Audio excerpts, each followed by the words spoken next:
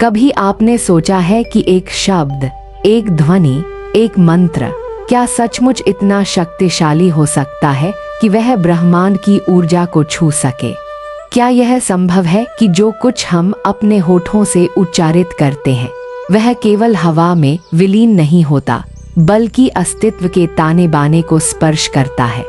हजारों वर्ष पहले जब सभ्यता अपने शैशव काल में थी, तब भी मनुष्य ने यह जान लिया था कि शब्द केवल संचार का माध्यम नहीं है, वे कुछ और हैं, कुछ गहरा, कुछ अदृश्य, लेकिन शक्तिशाली।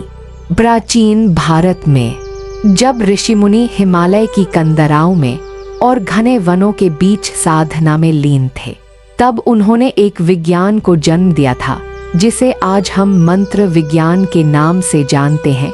यह कोई अंधविश्वास नहीं था, यह एक सुव्यवस्थित गहन अध्ययन था। ध्वनि, कंपन और चेतना के बीच के संबंध का उन्होंने समझा था कि ब्रह्मांड स्वयं एक कंपन है, एक अनंत गूंज, और मनुष्य अपनी वाणी के माध्यम से उस गूंज का हिस्सा बन सकता है।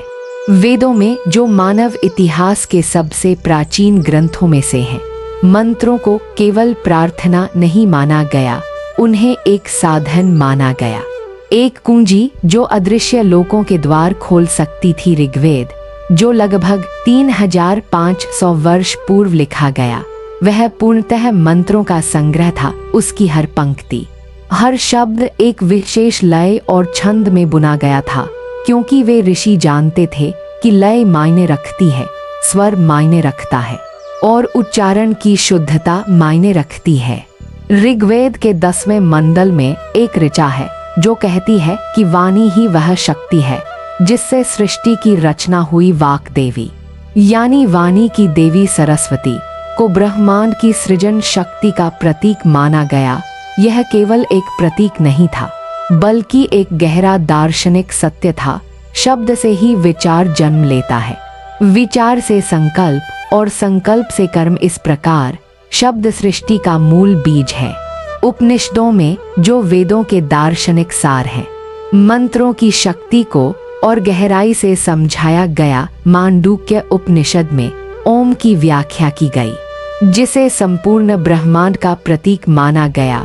यह केवल एक अक्षर नहीं था, यह 3 ध्वनियों का संगम था। अ, उ, म। यह 3 ध्वनियां सृष्टि, स्थिति और संहार का प्रतिनिधित्व करती थीं। जागृत अवस्था, स्वप्न अवस्था और सुषुप्ति अवस्था का भी, और इन तीनों से परे एक चौथी अवस्था, तुरीय, जो शुद्ध चेतना की अवस्था थी। जब कोई साधक ओम का उच्चारण करता था तो वह केवल एक शब्द नहीं बोल रहा था, वह अपने अस्तित्व को संपूर्ण ब्रह्मांड की आवृत्ति से मिला रहा था। वह अपने भीतर के कंपन को बाहर की अनंत ऊर्जा से जोड़ रहा था। यह एक वैज्ञानिक प्रक्रिया थी, भले ही उस समय इसे आध्यात्मिक भाषा में समझाया गया हो। गायत्री मंत्र, जो ऋग्वेद के 3 मंडल में विश्वामित्र ऋषि द्वारा रचा गया, उसे सर्वोच्च मंत्रों में से एक माना गया। यह मंत्र सूर्य की दिव्य चेतना का आह्वान था, लेकिन केवल सूर्य देवता की पूजा नहीं, यह प्रकाश, ज्ञान और चेतना के उस स्रोत का आह्वान था जो संपूर्ण अस्तित्व को जीवन देता है। इसके 24 अक्षर एक विशेष क्रम में थे, और कहा जाता था कि इस मंत्र का शुद्ध उच्चारण मनुष्य की बुद्धि को जागृत कर सकता है, उसकी चेतना को विस्तृत कर सकता है। महामृत्युंजय मंत्र, जो यजुर्वेद में मिलता है, उसे मृत्यु पर विजय पाने का मंत्र कहा गया। यह भगवान शिव को समर्पित था, लेकिन इसका गहरा अर्थ यह था कि मनुष्य अपने भीतर की नश्वरता के भय से मुक्त हो सके। यह मंत्र मार्कंडेय ऋषि ने तब प्राप्त किया था जब वे गहन तपस्या में थे। कहा जाता है कि इस मंत्र के जाप से केवल शारीरिक रोग ही नहीं, बल्कि मानसिक और आध्यात्मिक कष्ट भी दूर हो सकते थे। लेकिन क्या ये केवल विश्वास थे? क्या प्राचीन ऋषि केवल अंधेरे में तीर चला रहे थे, या उनके पास कोई ज्ञान था जिसे आज हम भूल चुके हैं? आधुनिक विज्ञान ने धीरे धीरे यह स्वीकार करना शुरू किया है कि ध्वनि केवल हवा में कंपन नहीं है, ध्वनि एक ऊर्जा है और हर ऊर्जा का एक प्रभाव होता है। 20वीं सदी में जब वैज्ञानिकों ने ध्वनि तरंगों का गहन अध्ययन शुरू किया, तब यह पता चला कि विभिन्न आवृत्तियों की ध्वनि तरंगे मानव शरीर और मस्तिष्क पर अलग अलग प्रभाव डालती हैं। 1970 के दशक में हर्बर्ट बेंसन नामक एक अमेरिकी चिकित्सक ने हार्वर्ड विश्वविद्यालय में एक अध्ययन किया। उन्होंने पाया कि जब मनुष्य किसी मंत्र का जाप करता है तो उसके शरीर में एक विशेष प्रतिक्रिया होती है। हृदय की गति धीमी हो जाती है, रक्तचाप कम होता है और मस्तिष्क की तरंगें एक शांत अवस्था में आ जाती हैं। उन्होंने इसे रिलैक्सेशन रिस्पांस कहा। यह एक चिकित्सीय प्रभाव था जो केवल मन की कल्पना नहीं था। 1990 के दशक में जापान के एक वैज्ञानिक मासारू इमोतो ने एक अद्भुत प्रयोग किया। उन्होंने पानी पर शब्दों और ध्वनियों का प्रभाव देखने का प्रयास किया। उन्होंने पानी की बूंदों को विभिन्न शब्दों और ध्वनियों के सामने रखा और फिर उन्हें जमाकर माइक्रोस्कोप से देखा। जो परिणाम सामने आए वे चौंकाने वाले थे। जिन बूंदों को प्रेम, शांति, धन्यवाद जैसे शब्द सुनाए गए, उनमें सुंदर समरूप क्रिस्टल बने, जबकि घृणा, क्रोध जैसे शब्दों के सामने रखी बूंदों में विकृत, असंगत संरचनाएं बनी। यह प्रयोग विवादास्पद रहा और वैज्ञानिक समुदाय ने इसकी आलोचना भी की, लेकिन यह एक विचार को जन्म देता है। यदि शब्द और ध्वनि पानी के अणुओं को प्रभावित कर सकते हैं और मनुष्य का शरीर 70% पानी है, तो क्या यह संभव नहीं कि मंत्रों का हमारे शरीर की कोशिकाओं पर भी प्रभाव हो? आधुनिक न्यूरोसाइंस ने यह भी खोजा है कि जब हम किसी मंत्र का जाप करते हैं तो हमारे मस्तिष्क में अल्फा और थीटा तरंगे उत्पन्न होती हैं। ये वे तरंगे हैं जो गहन ध्यान, रचनात्मकता और शांति की अवस्था से जुड़ी हैं। इसका अर्थ यह है कि मंत्र जाप केवल एक धार्मिक कृत्य नहीं है, यह एक मानसिक और शारीरिक अभ्यास है जो चेतना की अवस्था को बदल सकता है। साइमेटिक्स नामक एक विज्ञान है जो ध्वनि के दृश्य प्रभावों का अध्ययन करता है। जब किसी सतह पर रेत या तरल पदार्थ रखा जाता है और उसके पास विशेष आवृत्ति की ध्वनि उत्पन्न की जाती है, तो वह रेत या तरल विशेष ज्यामितीय पैटर्न में व्यवस्थित हो जाता है। यह दिखाता है कि ध्वनि में संरचना देने की शक्ति है। यह अराजकता से व्यवस्था बनाती है।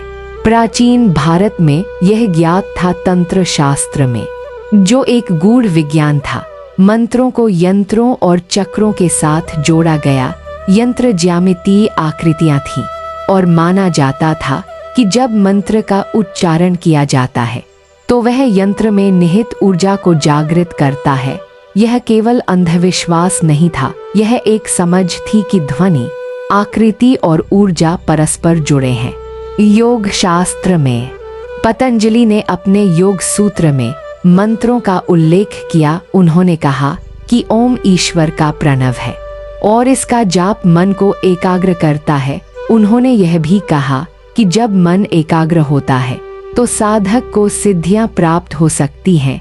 ये सिद्धियां अलौकिक शक्तियां नहीं थीं, बल्कि मानव चेतना की उन्नत अवस्थाएं थीं।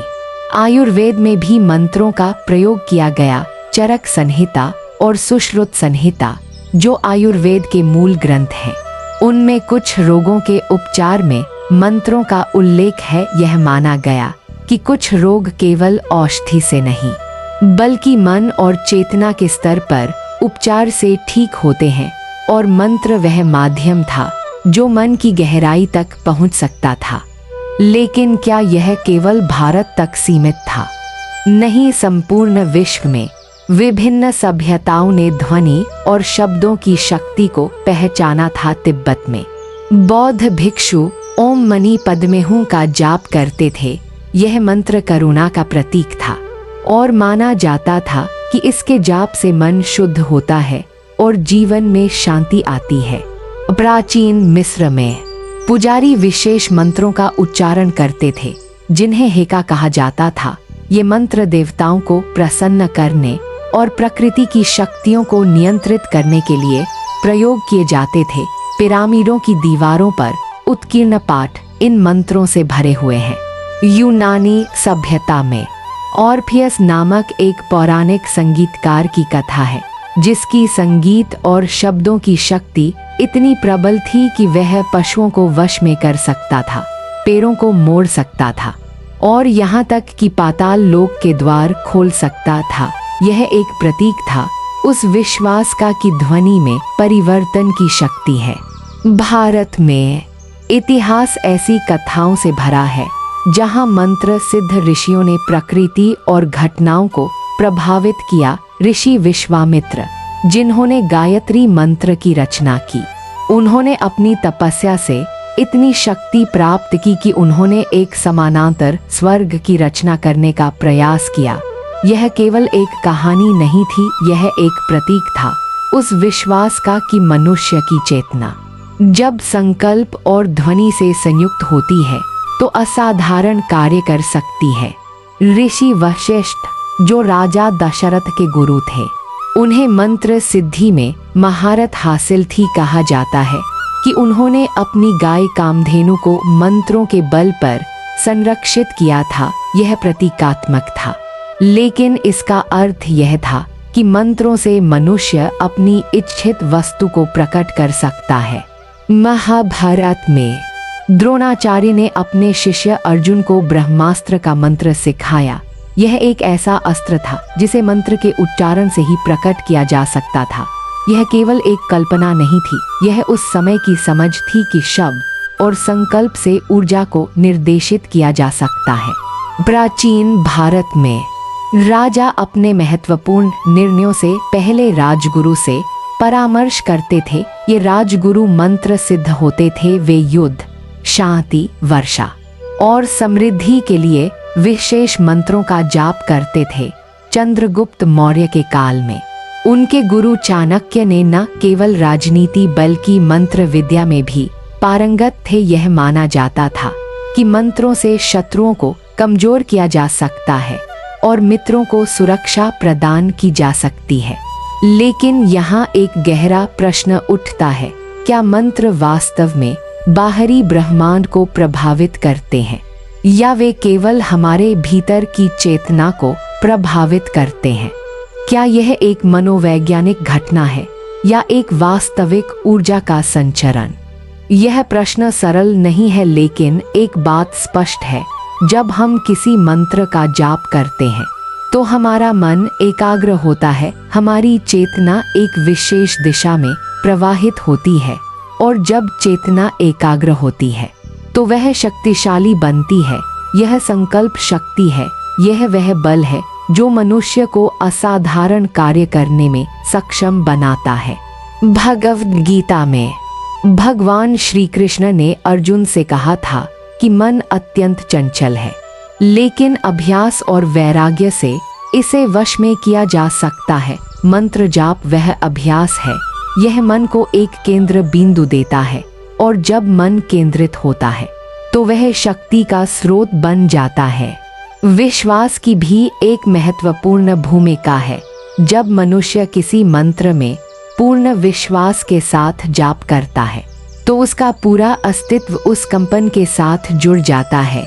यह केवल बौद्धिक नहीं है, यह भावनात्मक और आध्यात्मिक है। और जब तीनों स्तर शरीर, मन और आत्मा एक साथ काम करते हैं तब असाधारण परिणाम संभव हो जाते हैं। लेकिन यह भी सत्य है कि मंत्रों का दुरुपयोग भी हो सकता है। तंत्र शास्त्र में कुछ मंत्रों को अभिचार या वशीकरण के लिए प्रयोग किया जाता था। यह नकारात्मक उद्देश्यों के लिए मंत्रों का प्रयोग था, लेकिन प्राचीन ग्रंथों में यह भी चेतावनी दी गई थी कि जो व्यक्ति मंत्रों का दुरुपयोग करता है वह स्वयं उसके प्रभाव से पीड़ित होता है। यह कर्म के नियम का हिस्सा था। आज के आधुनिक युग में जब विज्ञान और प्रौद्योगिकी ने हमारे जीवन को बदल दिया है, तब भी मंत्रों की प्रासंगिकता बनी हुई है। दुनिया भर में लोग ध्यान, योग और मंत्र जाप की ओर लौट रहे हैं। यह एक पुनर्जागरण है, एक वापसी उन जड़ों की ओर जो हमें शांति और संतुलन प्रदान करती हैं। आधुनिक चिकित्सा विज्ञान ने यह स्वीकार किया है कि तनाव, चिंता और मानसिक रोग आज की सबसे बड़ी समस्याएं हैं और मंत्र जाप एक सरल लेकिन प्रभावी उपाय है। यह किसी विशेष धर्म या परंपरा तक सीमित नहीं है, यह एक सार्वभौमिक विधि है जो किसी भी व्यक्ति द्वारा अपनाई जा सकती है। ध्वनि चिकित्सा या साउंड हीलिंग एक नया क्षेत्र है जो तेजी से लोकप्रिय हो रहा है। इसमें विशेष आवृत्तियों की ध्वनि का प्रयोग करके शरीर और मन को संतुलित किया जाता है। कटोरे, घंटियां और अन्य वाद्य यंत्र जिनसे निकलने वाली ध्वनि तरंगे मानव शरीर में गहरे प्रभाव डालती हैं। यह प्राचीन मंत्र विज्ञान का ही एक आधुनिक रूप है। न्यूरोप्लास्टिसिटी यानी मस्तिष्क की वह क्षमता जो नए संबंध बनाने और पुराने संबंधों को बदलने में सक्षम है, उस पर भी अध्ययन हुए हैं। पाया गया है कि नियमित ध्यान और मंत्र जाप से मस्तिष्क की संरचना में सकारात्मक परिवर्तन आते हैं। हिप्पोकैम्पस जो स्मृति से जुड़ा है, उसका आकार बढ़ता है। अमिग्डाला जो भय और चिंता से जुड़ा है, उसका आकार घटता है। यह केवल अध्यात्म नहीं है, यह विज्ञान है। यह वह बिंदु है जहां प्राचीन ज्ञान और आधुनिक खोज मिलती हैं। और यह एक रोमांचक समय है क्योंकि अब हमारे पास वे उपकरण हैं जो प्राचीन ऋषियों के दावों को परखने और समझने में सक्षम हैं। लेकिन सबसे बड़ा प्रश्न अभी भी बना हुआ है, क्या मंत्र वास्तव में ब्रह्मांड की ऊर्जा से जुड़ने का माध्यम है या वे केवल मानव मन का एक उपकरण है? शायद इस प्रश्न का उत्तर दोनों में है। शायद मंत्र एक सेतु है हमारे भीतर की चेतना और बाहर के ब्रह्मांड के बीच। क्वांटम भौतिकी ने यह सिद्ध किया है कि अवलोकनकर्ता और अवलोकन परस्पर जुड़े हैं। जब हम किसी चीज को देखते हैं तो हमारा ध्यान उसे प्रभावित करता है।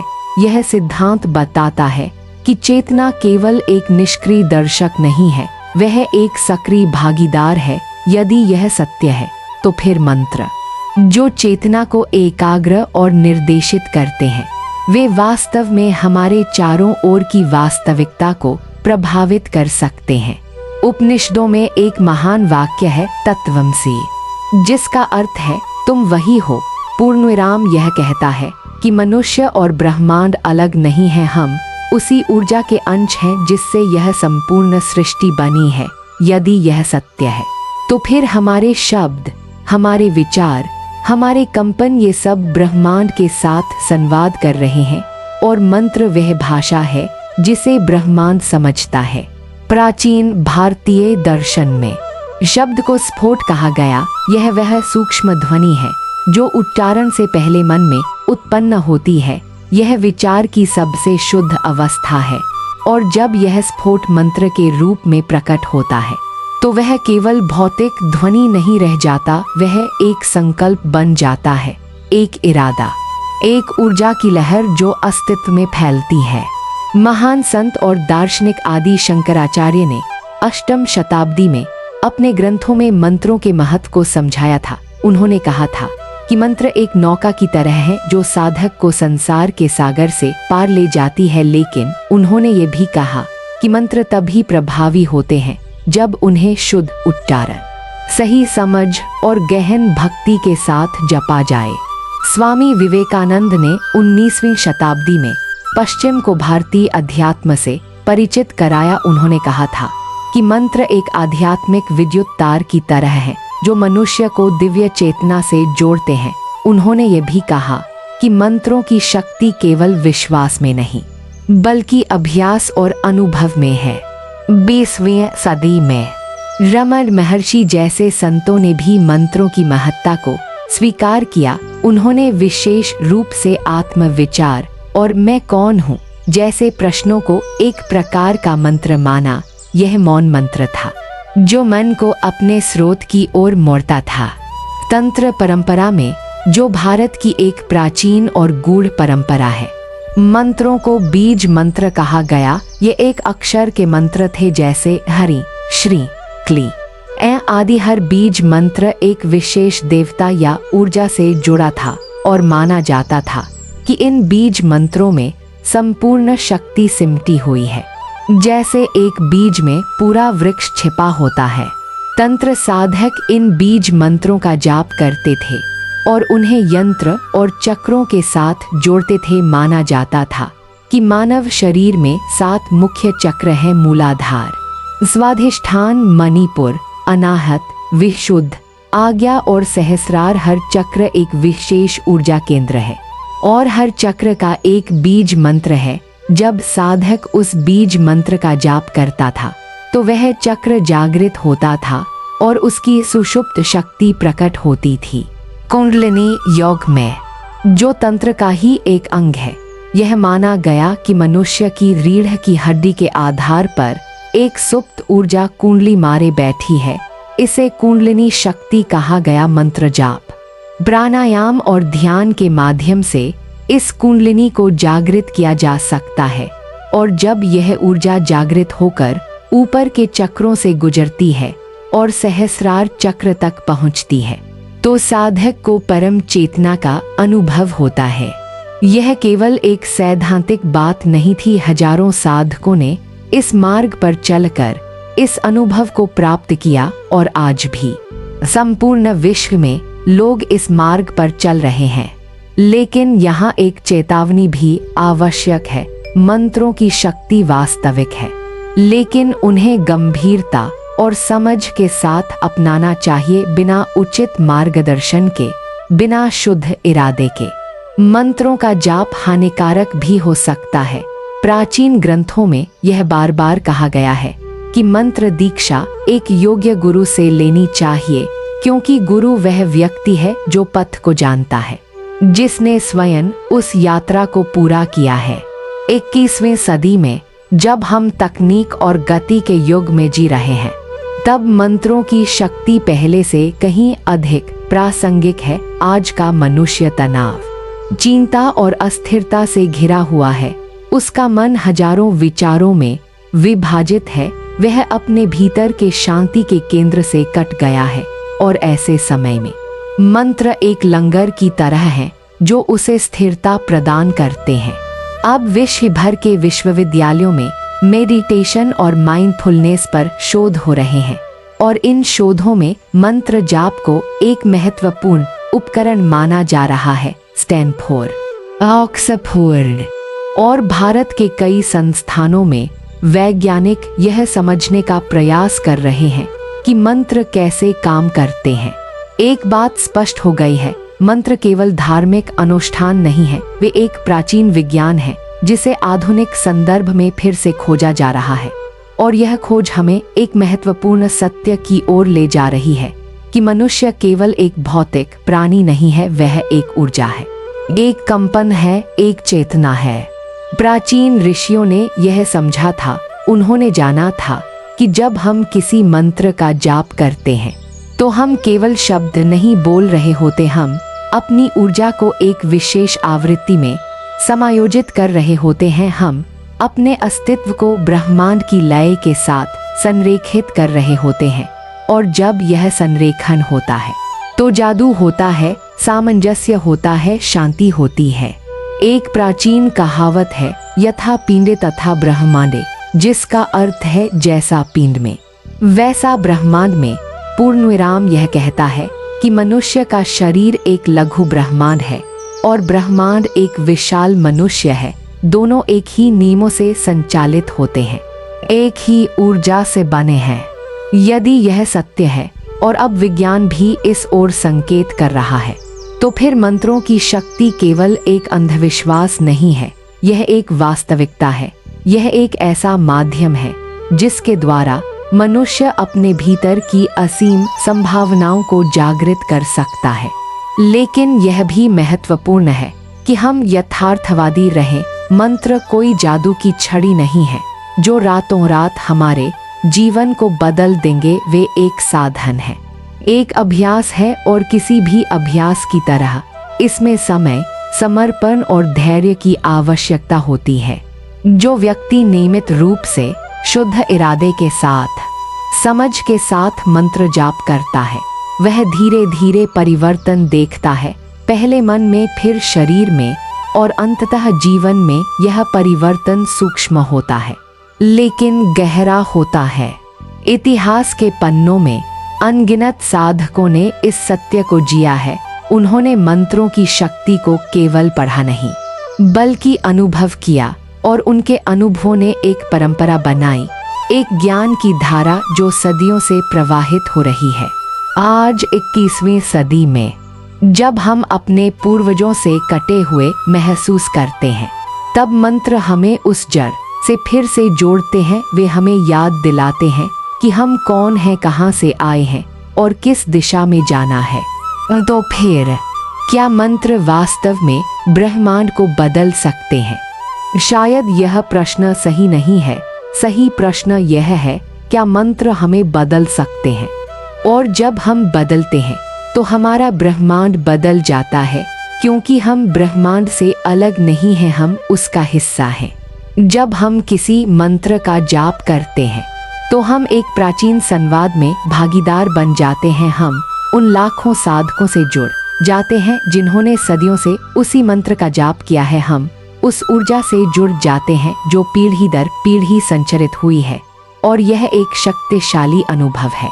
मंत्रों की शक्ति केवल शब्दों में नहीं है, यह उस विश्वास में है जो हम उन्हें देते हैं, उस समर्पण में है जो हम उन्हें करते हैं, और उस शुद्धता में है जो हम अपने भीतर लाते हैं।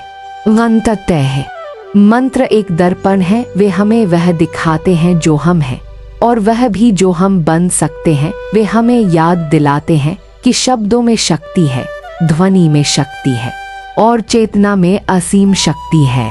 सदियों पहले एक ऋषि ने कहा था, नाद ब्रह्म, यानी ध्वनि ही ब्रह्म है। यह केवल एक दार्शनिक कथन नहीं था, यह एक गहन सत्य था, क्योंकि ध्वनि वह पहली चीज है जो शून्य से प्रकट होती है, और मंत्र वह ध्वनि है जो हमें फिर से उसी शून्य, उसी स्रोत से जोड़ती है।